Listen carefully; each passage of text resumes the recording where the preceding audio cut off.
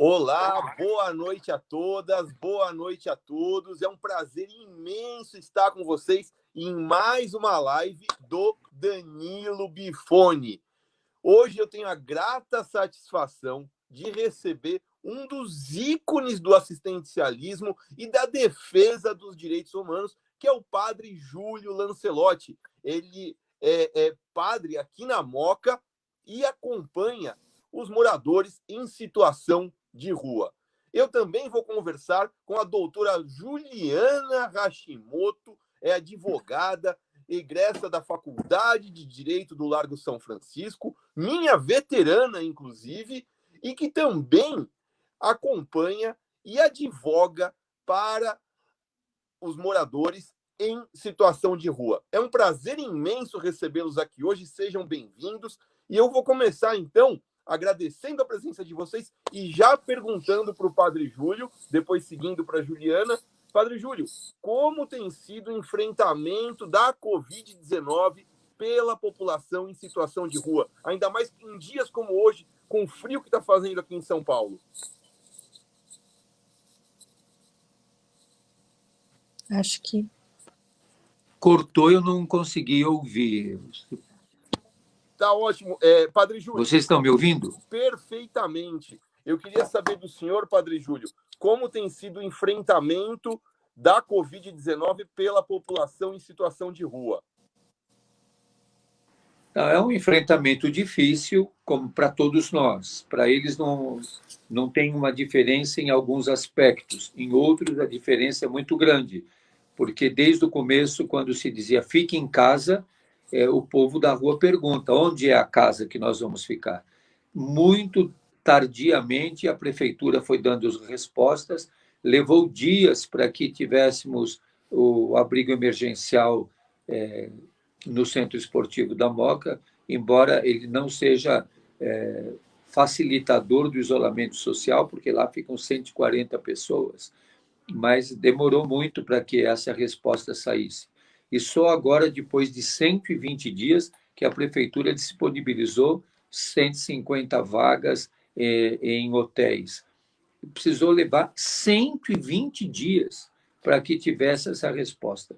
O próprio Ministério Público tinha recomendado 8.000 lugares na rede hoteleira.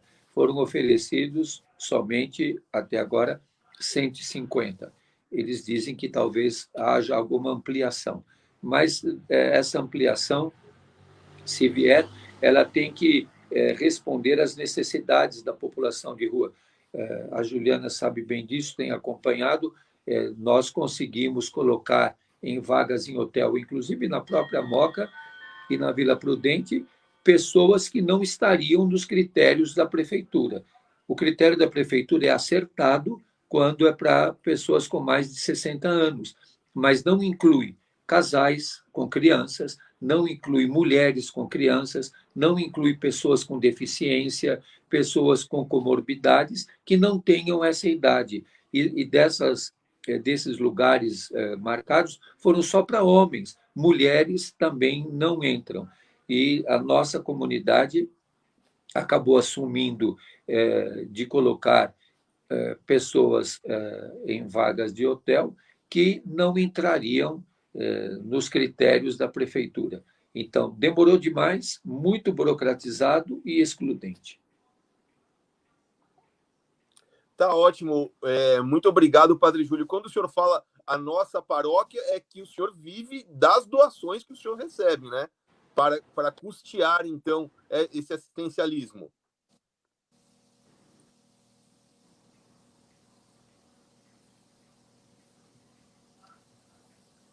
Padre Júlio, não sei se o senhor está me ouvindo, quando o senhor diz que conseguiu vagas custeadas pela paróquia, isso faz parte, então, das doações que o senhor recebe?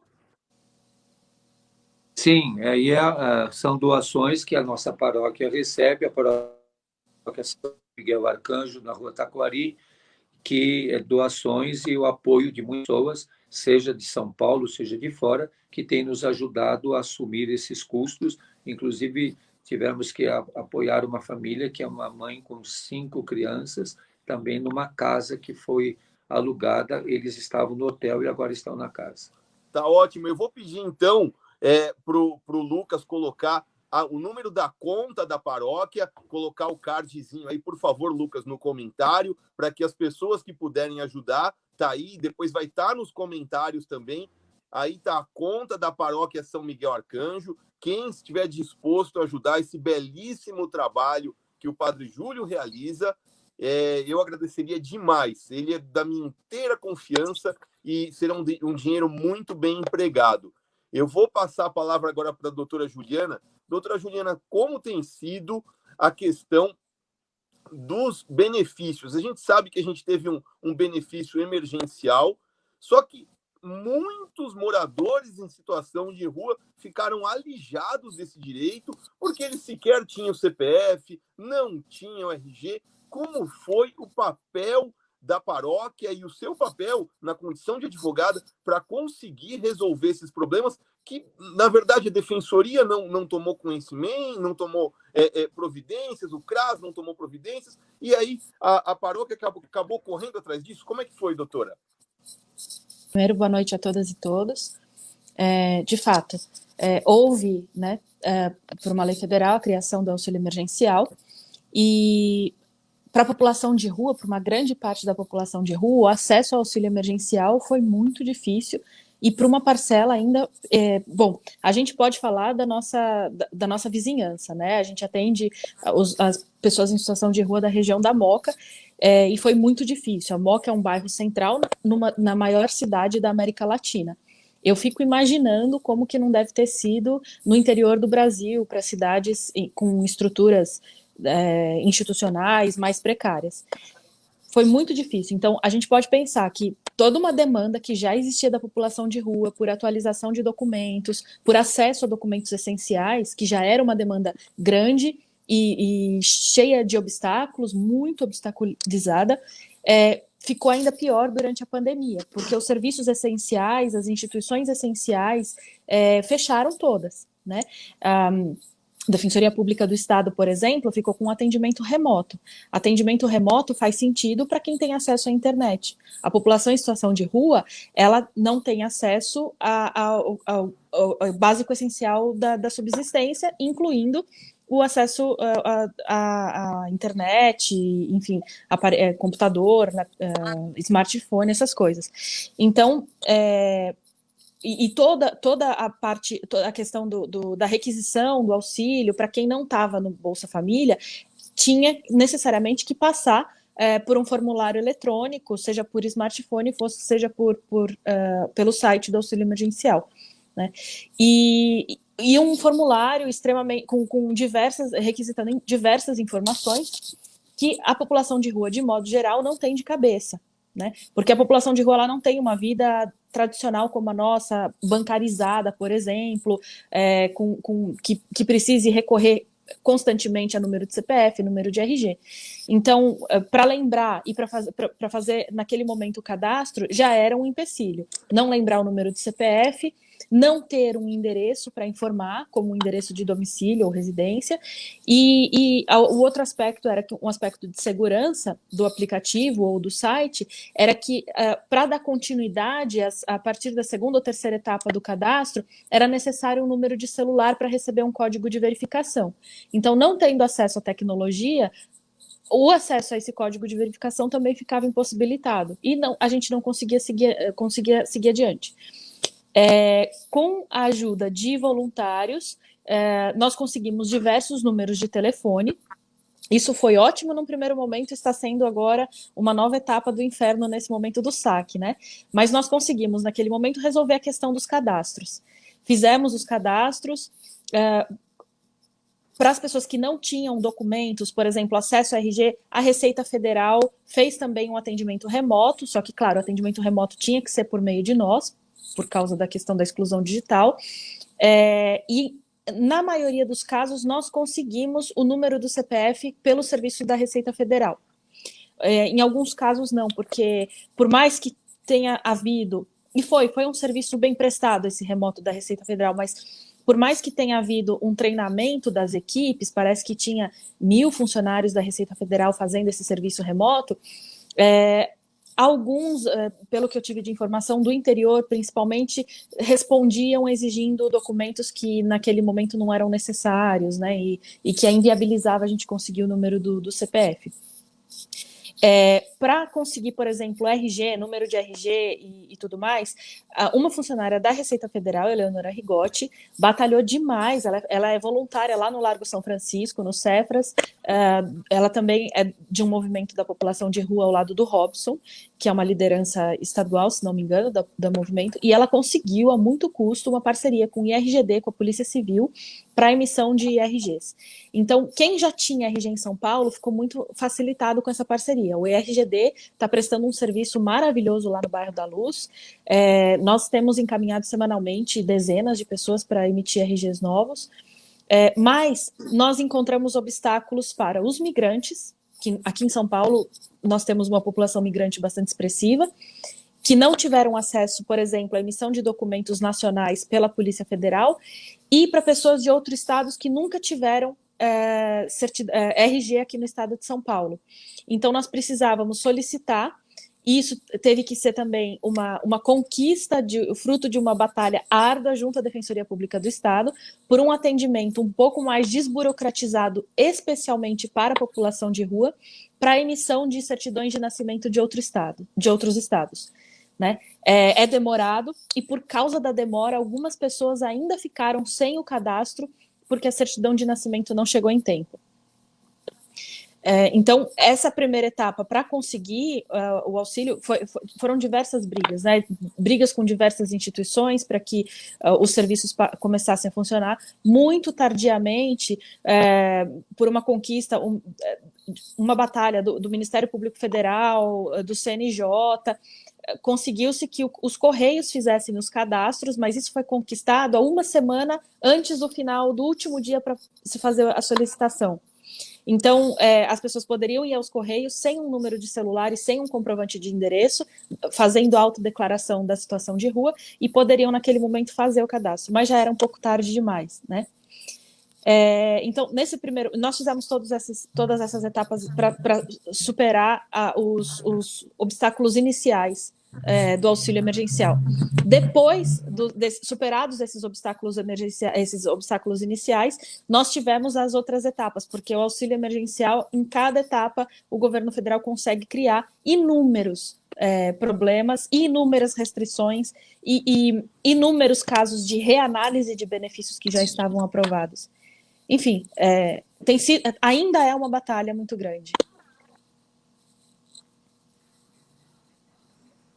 Tá ótimo, Juliana, muito obrigado. E eu gostaria de falar com o Padre Júlio agora, Padre Júlio. A gente vê que o senhor tem uma relação muito próxima dos moradores da Moca. De um lado, tem centenas, na verdade, milhares de moradores que amam o seu trabalho, que amam a sua dedicação e que colaboram com esse assistencialismo, com esse trabalho maravilhoso que o senhor faz. Mas, por outro lado, a gente ainda sofre com o preconceito, com a discriminação, sobretudo agora, ainda mais com o chefe do executivo, que fomenta discursos de ódio. Eu gostaria de saber do senhor como é enfrentar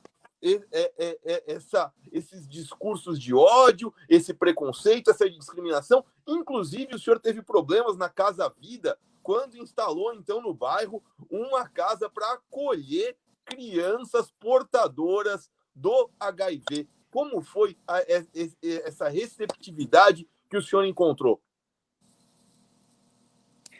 Bom, esses conflitos fazem parte da vida, fazem parte da história. Nem todos, em nenhuma região da cidade, todos pensam da mesma maneira. Então, esse conflito faz parte, a gente tem que enfrentar, e a população de rua acaba despertando muito conflito, porque é uma população que também age da sua maneira de ser, também tem a sua forma de ser, e isso contrasta com a forma de ser daqueles que, na região, são os com casa. Então, os com casa e os sem casa, os que dormem na calçada e os que dormem no apartamento. Então, acaba tendo conflitos, discriminação. A nossa região é uma região que tem muita tradição, que tem muita história, embora nem sempre tenha consciência da sua história, porque a nossa região da Moca é um bairro de imigrantes. É um bairro que foi construído com os imigrantes italianos, espanhóis, portugueses. Agora tem muitos chineses, tem muitos muçulmanos que estão morando nesses novos condomínios, e tem muitos estrangeiros. Só de chineses temos tantos que até abriu ali perto da paróquia uma escola chinesa. Então, é um bairro de imigrantes e que não pode esquecer a sua história, a sua origem, e saber que também a população de rua é imigrante e muitos são da nossa cidade, e tem até aqueles que têm família na própria região onde nós estamos. Mas nós temos que enfrentar, não tem outra alternativa. Enfrentar ou enfrentar. E temos que saber que estar do lado dos moradores de rua, das pessoas que são oprimidas e que têm a sua vida lesionada, é um conflito. E a nossa cidade ainda é uma cidade muito higienista. Nesse momento está tendo um conflito na Cracolândia. Neste momento eu estou recebendo informações de bombas que estão jogando nas pessoas que estão lá, nas pessoas que são dependentes químicos. Então, é uma situação conflitiva. Mesmo na Moca, há muita rejeição, mas também há gestos de solidariedade. Há muitas pessoas que estão prestando sua solidariedade e seu apoio. Então, esse contraste, esse conflito que vem numa estrutura política bastante desfavorável. Mesmo o abrigo emergencial que foi aberto no Centro Esportivo da Moca encontrou muita oposição e só foi aberto por muita pressão, porque já nos idos do governo Luiz Erundina foi a última vez que nós abrimos lá um abrigo emergencial, até tentaram me atropelar um dia ali na rua Taquari, subiram com o carro na calçada, que eu era mais jovem, isso há 30 anos atrás, então eu consegui dar um pulo, um salto e não ter sido atropelado. Mas mesmo na igreja quebraram a porta, invadiram a sacristia, deixaram lá um bilhete para mim e pegaram o meu cachecol, porque era tempo do inverno, um cachecol que eu gostava muito, que tinha sido do meu irmão, que estava comigo, e penduraram na árvore, como um deboche, um assinte, coisas assim. E não é de hoje que se recebe ameaças e campanhas contra. Nesse momento da pandemia, talvez alguns sejam mais solidários ou a solidariedade se explicita. Mas não faz muito tempo que, num domingo, saindo da missa das 10, eu passei, um casal da paróquia me leva de carro e eu fui até o supermercado, o Hortifruti Grangeiro Oba, comprar um potinho de sopa para trazer para casa. E uma senhora que estava lá, quando o motorista que estava me auxiliando, me levando, era o casal que estava junto, e ele disse, agora eu vou cuidar do meu padre. E essa senhora falou para mim, você que é o padre? Você que defende os vagabundos? Nós vamos matar você. Então, são as coisas que a gente ouve de todo lado. Mas também, nesses momentos, tem chegado muitas pessoas na igreja que trazem, às vezes, o pouquinho que tem para oferecer e para dizer, padre, está aqui a minha ajuda, está aqui a minha colaboração. Tá ótimo, Padre Júlio, muito obrigado. É muito bonito de ver esses gestos pequenos, ainda diante desse preconceito, dessa discriminação. Mas eu creio que está mudando bastante. Eu vejo muito no que o senhor faz, no que eu faço pelo meio ambiente. No passado, eu sofria também muito preconceito por plantar árvores. As pessoas achavam ruim, achavam que as folhas iriam cair, iriam sujar as calçadas. E hoje já tem se tornado uma coisa mais aceitável e encontro pessoas que me ajudam, assim como o senhor tem encontrado, então, essa mesma solidariedade. Eu vejo muito um espelho no senhor, nas suas atitudes, e levo isso para a minha vida, como norte das minhas atitudes. Aproveitando, doutora Juliana, que o padre falou sobre essa questão, eu gostaria de saber sobre essa atipicidade do comportamento do morador em situação de rua e se a polícia está preparada para trabalhar com isso. Porque muitas vezes a gente vê uma polícia preparada para trabalhar com bandidos, uma polícia preparada para trabalhar com uma guerra, mas não vê uma polícia preparada para lidar com as situações atípicas dos moradores em situação de rua. Como é essa relação entre eles? Eu não vejo tanta tipicidade assim no comportamento da população de rua, né? Eles são seres humanos, são com as agitações e ansiedades de qualquer ser humano, né? Na verdade, uma agitação e uma ansiedade talvez potencializada porque eles sabem que eles não são bem-vindos nos lugares, eles não são bem-vindos no ambiente, porque eles são... Se você conversar com um morador de rua, não raro você vai encontrar alguém que tenha sido abordado 3 vezes no mesmo dia, né? Eu fui abordada 2 vezes, mas não porque eu estivesse passando e meu comportamento tivesse sido avaliado pelo policial como suspeito. Eu fui abordada porque eu, enfim, percebi uma abordagem de violação, com violações, e decidi interferir, e daí acabei, claro, sofrendo as consequências. Mas, como cidadã caminhando, nunca fui abordada. Eu não sei o que é parar e ser abordada na rua. Um morador de rua, ele é abordado o tempo inteiro. E a abordagem, ela não é uma abordagem simpática, geralmente é uma abordagem carregada de humilhações, carregada de agressões não só verbais, mas também morais e físicas, né? Então, eu acho que para a gente é impossível saber o que é isso, em primeiro lugar, né? E eu acredito que, do que eu consigo imaginar, isso deva causar também uma maior agitação e uma maior ansiedade dessa vida exposta a esse tipo de violação. Então, não, de forma alguma. Claramente, com os números de violações praticadas pelas todas as polícias, né, no Brasil, a Polícia do Estado de São Paulo também, de forma alguma a polícia está perto de estar preparada para fazer abordagens humanizadas, para evitar sei lá, não sei dizer uma porcentagem, mas a grande maioria das abordagens são absolutamente desnecessárias, né? A própria abordagem em si, e não sou eu que digo, são muitos estudiosos disso, a própria abordagem em si já é uma abordagem toda enviesada e carregada de preconceitos. Então, eu não vejo no comportamento da população de rua a origem do problema. A origem do problema está, sem dúvida, numa falta de uma formação humanística das polícias, né? Eu não estou nem entrando no mérito da existência de uma polícia militar, se devia ou se não deveria existir, mas se ao menos houvesse uma humanização na forma de abordagem, já melhoraria muita coisa. Tá ótimo, Juliana, obrigado. Você que chegou agora, está assistindo essa live interessantíssima com o padre Júlio Lancelotti e a doutora Juliana Hashimoto. Aproveite, curta essa live, deixe a sua pergunta ao final. Dentro de alguns minutos, a doutora Juliana e o padre Júlio vão responder as perguntas do pessoal de casa.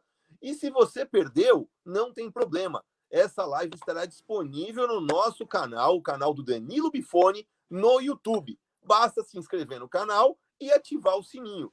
E se você quiser ajudar a paróquia São Miguel Arcanjo nesse trabalho belíssimo feito pelo padre Júlio Lancelotti e pela doutora Juliana Hashimoto, segue aí o número da conta corrente, e o padre tem meu total apoio, é de uma honestidade ilibada, e todo o dinheiro é empregado nas obras sociais da igreja.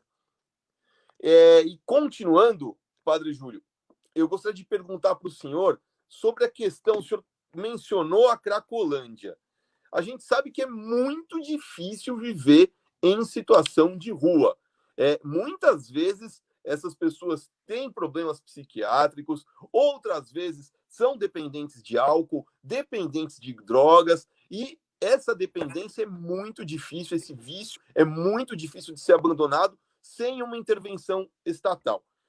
Ao longo da história, a gente sabe que não dá para tirar o vício e tratar isso como um caso de polícia. A gente sabe que é um caso de saúde pública. E a gente tem ações em outros países que a gente poderia implementar aqui.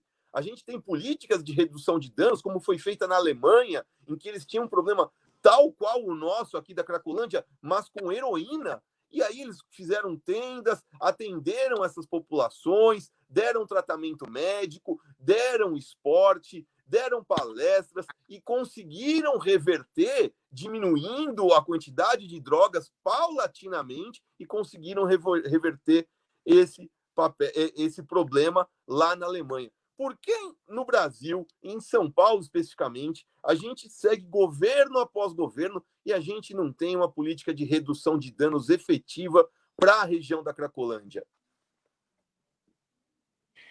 Não há uma resposta única e nenhuma resposta dogmática para essa questão. Essa questão ela envolve também a questão econômica, a questão de classe, a questão de etnia, e também porque é um negócio muito lucrativo. Se não fosse um negócio muito lucrativo, não estaria existindo até agora. Se não tivesse alguém ganhando muito dinheiro em cima disso, tendo uma corrupção e tendo alimentado toda uma corrupção também na área da polícia, isso tudo não estaria permanecendo por tanto tempo. Eu até suspeito, muitas vezes, de que esses conflitos, como que está acontecendo agora, lá na região da Luz, da Cracolândia, é sempre porque o acerto teve algum problema. Não deu certo o acerto como foi feito, porque tudo isso é muito dinâmico. Mas quem ganha em cima disso, mantém. Por que depois de tantas ações, só o que eu já ouvi de secretários de Estado, de prefeitos e governadores anunciarem que a Cracolândia acabou, aquilo que tem lá, então, é uma miragem. Nós estamos vendo o que não existe. Porque eu já vi muita gente. Eu lembro quando a secretária da Justiça, a doutora Heloísa Arruda, anunciou solenemente a Cracolândia acabou. Eu lembro quando o ex-prefeito João Dória, atual governador, anunciou solenemente: hoje é o último dia da Cracolândia, não tem mais Cracolândia. E o que está acontecendo lá agora, toda aquela gente que está lá agora, o que é? Miragem? É ilusão de ótica? Isso permanece porque alguém está ganhando, porque isso é um negócio, porque isso é lucrativo, e que se vê aqueles que são os pobres, que estão lá naquela região. Porque aqui na nossa própria região da Moca, aonde é que se usa drogas? Na porta das universidades? Nas baladas de sexta-feira à noite? Mas a polícia vai em cima de quem? Você vê o que é aquele trecho da Rua Bresser, ali próximo da Taquari. Nem o ônibus consegue passar ali, na sexta-feira à noite. Ninguém consegue passar por ali, porque é uma Cracolândia, mas de gente bonita. É uma cervejolândia, uma chopolândia, e com tudo que tem direito. Até rap e tudo. Mas é um pessoal que tem cabelo bonito, que tem a pele clara, que usa roupas de grife, que usa roupas de marca. Eles que ficam lá dançando e fazendo festa até de madrugada. Então, nós temos uma visão muito hipócrita dessa questão. Temos uma visão muito discriminadora dessa questão. Muitos estudiosos, neurologistas, psiquiatras, têm colocado que a questão lá da luz é uma questão mais ligada à saúde pública e à questão da miserabilidade. Se eles não fossem pobres, ninguém estaria incomodando-se com eles. Mas como são pessoas sem nenhuma possibilidade, sem nenhuma estrutura, porque o uso abusivo de droga é um sintoma, ele não é a causa. A pessoa chega a essa situação porque existe alguma outra desordem emocional, psicológica, de saúde mental, alguma coisa tem. Outro dia eu participei de uma discussão e tem alguns que dizem que isso é uma doença. Eu não acredito somente que seja uma questão de doença. é alguma questão que tem também o seu viés social, tem também a sua questão de classe social. Nós temos, por exemplo, na região da Moca, vários grupos de AA e de NA. Temos grupos que também até pessoas em situação de rua visitam. Você imagine, durante a pandemia, todos esses grupos estão fechados. E todas essas pessoas que estavam nesses grupos têm que, semanalmente, e alguns até mais vezes por semana, alguns até diariamente, ter aquela estimulação, ter aquele apoio do grupo. Durante todos esses 120 dias de quarentena, todos esses grupos estão fechados. E ele não dá para ser remoto, ele tem que ser presencial. Então, por uma questão sanitária, esses grupos não estão funcionando. Você imagine como é que o tráfico está ganhando nesse tempo. Um dos negócios que não teve nenhum problema durante a pandemia é o tráfico. Tá ótimo, Padre Júlio, muito obrigado mais uma vez. Doutora Juliana, inclusive podendo até complementar o que o Padre Júlio falou, eu sei que você acabou durante a pandemia trabalhando, acompanhei o seu trabalho belíssimo na Cracolândia, no cadastramento ali dos moradores em situação de rua, pro recebimento, então, do auxílio emergencial. Como a senhora pode complementar aí a fala do padre?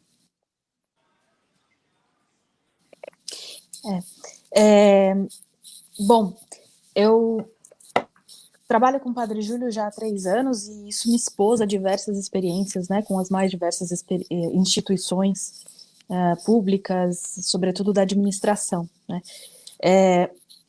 Eu tenho uma conclusão muito triste a esse respeito de que falta muita vontade, né.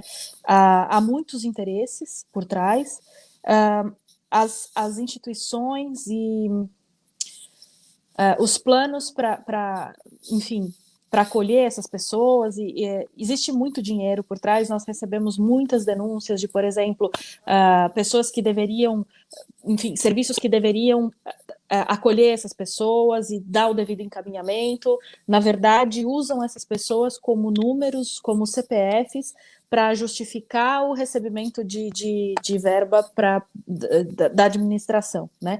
E, na verdade, não existe um encaminhamento posterior. Agora, durante a pandemia, tem ficado muito claro isso, né? Antes da pandemia, diversas atribuições que não são propriamente de um advogado, mas existiam instituições que, em tese, deveriam fazer isso, né? Emissão de RG, encaminhamento para documentos, carteira de trabalho e tudo mais. Como todas as instituições fecharam, a demanda lá na paróquia cresceu em quantidade e qualidade. E aí, isso também reforçou essa impressão, né? Não existe, existem diversas instituições planejadas para dar conta de todos esses problemas, mas na realidade existe sim o uso do CPF para justificar recebimento de verba pública, mas não existe um encaminhamento das questões propriamente. Então, existe uma falta de vontade, uma desumanização da administração de não perceber que os problemas não estão sendo encaminhados. Acho que esse não deve ser esse o único problema, como o padre mencionou, tem muitos outros problemas e muitos outros pontos de vista, mas esse seria talvez o primeiro problema a ser atacado para se conseguir enxergar os outros, né? Que houvesse uma administração séria para encaminhar de maneira séria e efetiva os casos, e não usar essas pessoas como CPF para recebimento e desvio de verba pública.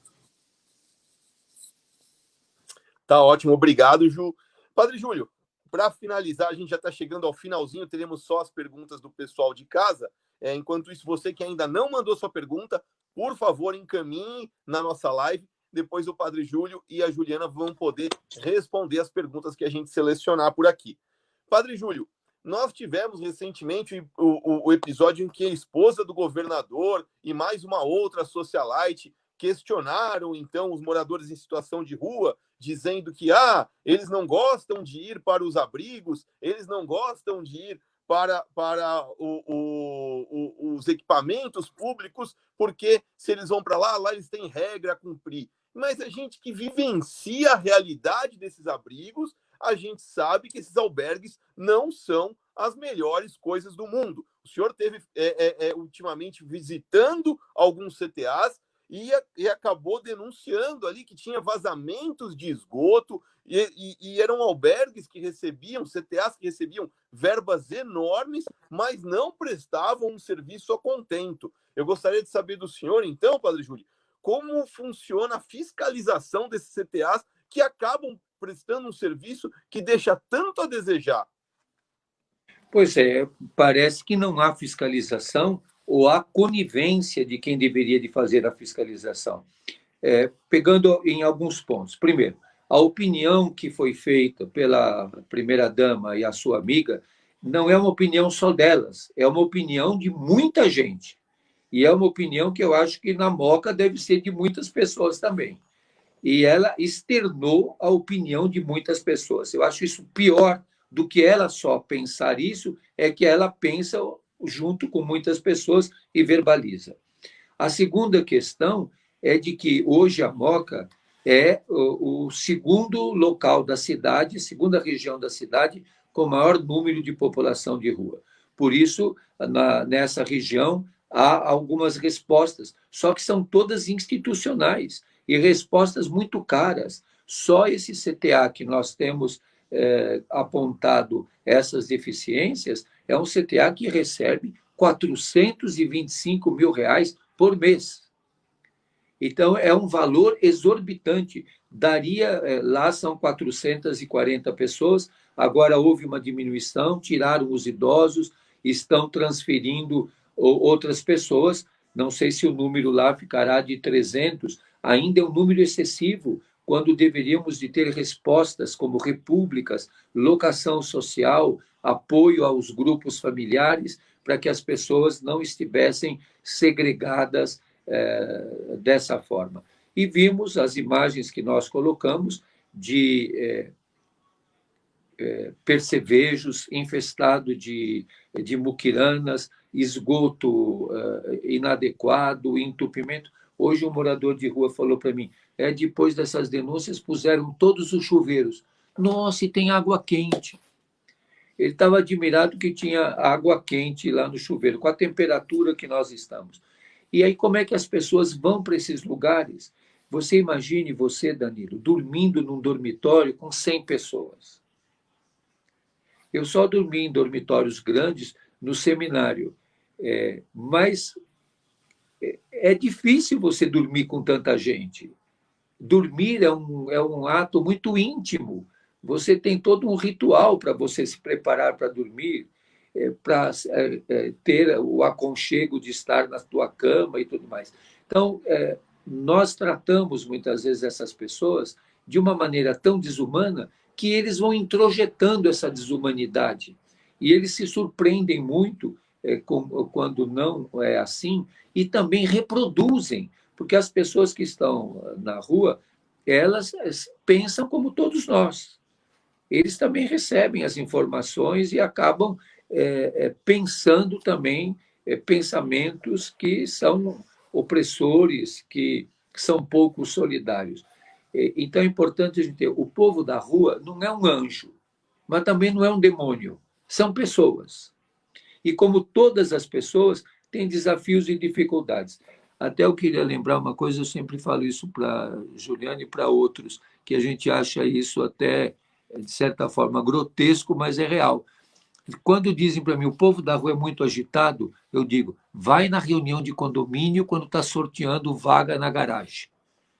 Eu sei de muitas reuniões de condomínio que acabam com a polícia e que acabam em delegacia. E é tudo gente de bem, que mora em apartamentos e nos condomínios da cidade, nas coberturas, mas quando é para fazer sorteio de vaga na garagem, outro dia estavam me explicando que até tem um rodízio, a pessoa vai fazendo rodízio para não ficar sempre com a mesma vaga, porque a vaga pode ser muito boa, o outro quer a vaga daquele, então, de tempos em tempos, todo mundo tem que mudar de lugar. E na hora de fazer o sorteio, parece questão de vida ou morte, e às vezes acaba na polícia. Então, essas coisas estão presentes na nossa vida. A gente tem que entender que há conflitos, que há dificuldades, que há desafios. Nós não temos uma ideia romântica da população de rua, porque eu também, às vezes, tenho que enfrentar confrontos com eles e fazer um confronto que é uma intervenção pedagógica, uma intervenção difícil. Eu também aprendo com eles, eu também erro com eles, mas é o desafio da convivência. Então, nós não podemos vender uma ideia romântica. A população de rua não tem sonhos, muitas vezes tem pesadelos. Ficar hoje, né, na temperatura que nós estamos, dormindo numa calçada, não é nem um pouco romântico, nem um pouco atrativo. Mas também ir lá no abrigo, ver os percevejos, sentir os percevejos subindo nas suas pernas, também não é nem um pouco atrativo, nem romântico. Tá ótimo, padre, muito obrigado. A gente já está chegando ao finalzinho. Eu só queria fazer uma pergunta para encerrar já, e a gente já vai para as perguntas, para a doutora Juliana. A gente veio da mesma escola, Juliana, a gente veio da Faculdade de Direito do Largo São Francisco, e a gente sabe que tem muitos colegas que seguiram os mais variados caminhos, mas a gente sabe que tem muitos colegas que seguiram o caminho de trabalhar com o coração. E eu acho que esse é o nosso caso. Eu faço isso na área ambiental e você nessa área social, militando na defesa dos moradores em situação de rua. Como é isso para você, Juliana? É desafiador, né? É desafiador. Eu brinco, sobretudo agora, nesse Brasil de pandemia, e aquele governo genocida, com esse auxílio emergencial maluco, com cada etapa, com milhões de obstáculos, é um desafio constante. Pelo pensamento conservador dominante, é outro desafio, mas é um caminho sem volta, né? Não é uma opção. Eu não vejo isso como uma opção, é um dever, se eu tenho nas minhas mãos um instrumento para fazer o que eu faço, eu não tenho opção de achar que eu possa simplesmente não fazer. Não é como tem uma colega que também se voluntaria com a população em situação de rua, e ela fala, não é bonito, não é legal, é mesmo um sentimento de dever, se eu posso, se eu tenho esses instrumentos para minimamente ajudar, eu não posso me omitir nesse aspecto.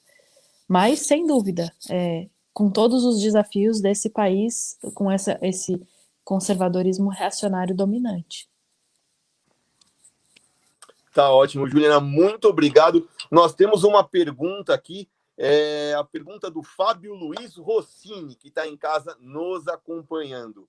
Ele pergunta, Padre Júlio Lancelotti, em meu trabalho, ele trabalha em uma unidade pública de saúde, e ele tem dados de que o índice de HIV na população em situação de rua é muito elevado, e alguns dos medicamentos para o tratamento necessitam de armazenamento específico e de geladeiras. Como dar acesso à população em situação de rua com HIV a esse tipo de medicação? Existem alguns centros referenciais para isso, e existe nessa nossa região, como em muitas regiões da cidade, os consultórios de rua, que têm feito um trabalho muito importante na adesão dos tratamentos, inclusive de tuberculose.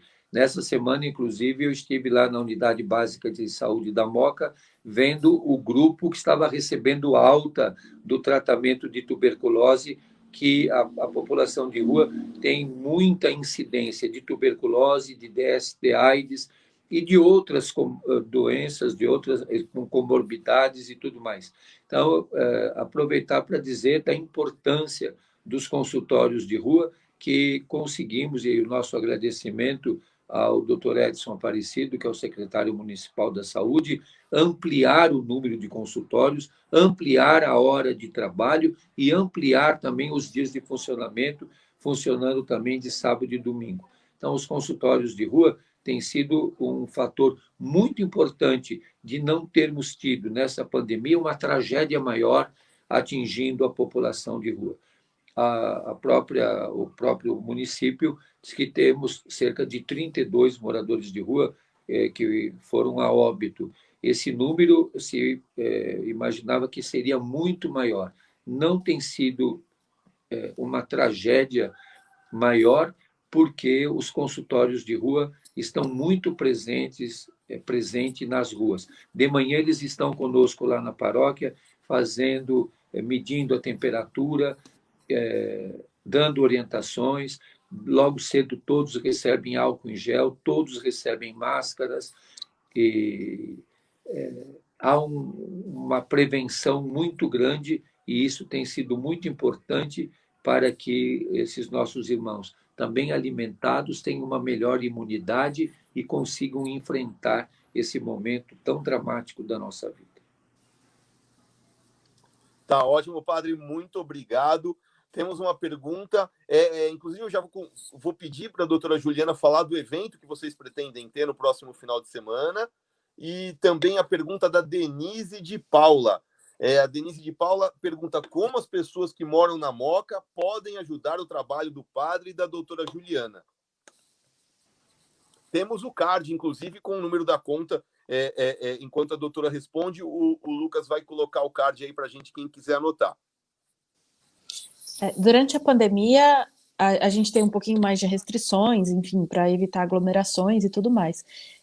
Mas para ajudar o trabalho, enfim, eu ajudo com a minha força de trabalho, com a minha formação, outras pessoas podem fazer o mesmo. Frequentemente nós temos médicos visitando a paróquia, enfermeiros, assistentes sociais. Nossa, como assistentes sociais ajudariam bastante a gente nesse momento. Nós tivemos períodos com um auxílio muito importante, muito relevante de advogados. Tivemos, por exemplo, a Tarsila, a Ana, a Isabelle e o Daniel, ajudando bastante durante várias semanas na pandemia. Enfim, ajudar com a força de trabalho é uma possibilidade muito bonita e muito bem-vinda, e a ajuda material, né? O Padre Júlio oferece todas as manhãs o café da manhã, então as doações de todinho, suquinho em caixa, ou copinho de água, bolinho, já no bolinho pronto, né, tipo Ana Maria, ajuda muito na distribuição do café da manhã. Doações de máscaras, itens de higiene, itens de cesta básica, né, roupas masculinas, agora para o frio, meias, toucas, cachecóis, são itens que, na medida que chegam, eles somem. Então, tudo isso ajudaria bastante. Em relação ao evento de sábado, um evento muito bonito, organizado por várias organizações da sociedade civil, o evento chama Human Day, tem a participação de funcionários da Receita Federal, Eleonora Rigotti, que é uma super atuante na defesa do povo da rua, sobretudo ali na região do centro de São Paulo. Ela que congregou, teve esse esforço de congregar diversas organizações da sociedade civil para realizar esse evento, que vai das 7 da manhã às 16 horas da tarde, com distribuição de café da manhã, distribuição vai ter um hambúrguer, né, padre? Um lanche para a população de rua na hora do almoço. Presença de médicos, enfermeiros para diagnóstico de sintomas e tudo. Vai ter o bazar de roupas para eles escolherem e o banho, né, a carreta do banho para eles tomarem banho. Acho que o padre tem até mais detalhes do que eu desse evento de sábado. O hambúrguer vai ser um sucesso do grupo da Hamburgada na Rua, e vai ter também o show da vida, onde eles também vão poder se apresentar e mostrar suas qualidades artísticas. Tudo isso com os devidos cuidados, com todos os distanciamentos, todos de máscara, orientação, mas para quebrar não o isolamento social que é necessário, mas a incomunicabilidade, e tirar esse anonimato e a invisibilidade. E, de certa forma, o recado que nós queremos dar para eles: vocês são importantes para nós. Tá ótimo, muito obrigado, padre.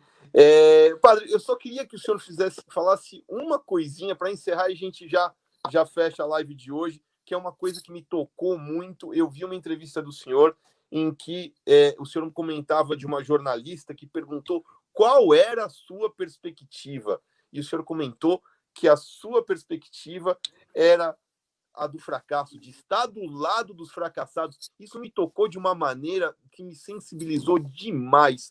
O senhor podia encerrar para a gente falando sobre esse assunto? Então, no sistema que nós vivemos, me incomoda muito quando alguém diz sucesso. Eu não conheço o sucesso, eu conheço o fracasso do povo que apanha da polícia, o fracasso de quem não encontra a sua família de volta, o fracasso de quem teve a segunda parcela do auxílio emergencial negada, o fracasso de ter perdido os documentos, o fracasso de ninguém dizer para eles que saudades que eu estava de você. Hoje eu reencontrei o Felipe, depois de muitos dias, eu estava muito preocupado onde estava o Felipe. Hoje ele estava atrás da grade e quando eu o vi, eu falei, Felipe! E ele sorriu que eu o reconheci. Ele caminhou 10 dias de Macaé para São Paulo, chegou com os pés arrebentados, estava muito emagrecido, muito sofrido, diz que na estrada nem água partilhavam com ele. Então, esse fracasso de um sistema, esse fracasso da negação de uma vida. Eu nunca vou querer estar do lado dos que pisam. Eu sempre vou querer estar do lado dos que são pisados. Eu nunca vou querer estar do lado dos que vencem. E como Darcy Ribeiro disse, eu repeti já isso muitas vezes, eu estou muito feliz de estar do lado dos que perderam. Então, quem olha para nós vê um fracasso. Diz, o que vocês estão fazendo? Para que serve tudo isso? Serve, nem que seja para incomodar. O nosso fracasso é a nossa perseverança e não vamos desistir. Vamos estar sempre do lado dos que sofrem. Com essa bela frase de não vamos desistir, vamos estar sempre do lado dos que sofrem, eu encerro essa maravilhosa live de hoje. Muito obrigado, Padre Júlio, muito obrigado, doutora Juliana. E você em casa, se puder ajudar, aí nos comentários está o número da conta e podem, então, contribuir com a paróquia. Muito obrigado a todas, muito obrigado a todos que nos acompanharam. E quem perdeu essa live, ela estará disponível amanhã no nosso canal do YouTube. Basta se inscrever no canal e ativar o sininho. Se puder, fique em casa. Se não puder, saia de máscara. Até logo. Meu muito obrigado a todos. Boa noite, obrigada.